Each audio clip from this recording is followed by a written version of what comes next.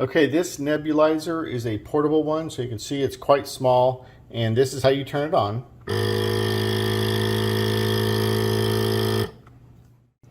This is where it plugs into. But if you leave it plugged in, it will charge this battery.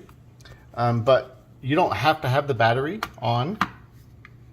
But it's not charged yet. It has never charged for the first time. And actually, on this side right here is a little cover that when the battery's not on it, that you cover it. And so it stays, it's a little rubber grommet that kind of protects that there.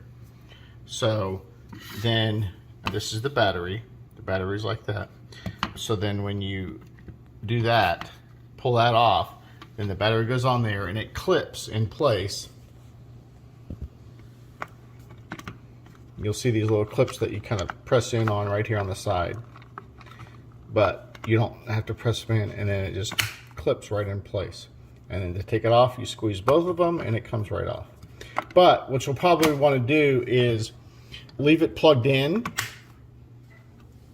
so that it gets that battery charged, and then you don't have to have it plugged in when you're using it. It has not been fully charged yet. This is the portable bag that it goes in. The bottom zippered section is where the nebulizer goes. You can see you could even use it in your car if you needed to.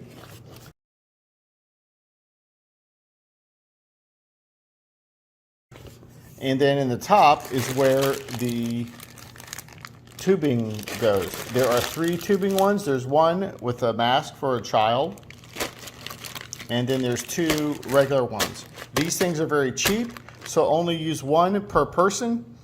You can, when you're done using them, you can just throw them away, but it's better to have a fresh new one for each person.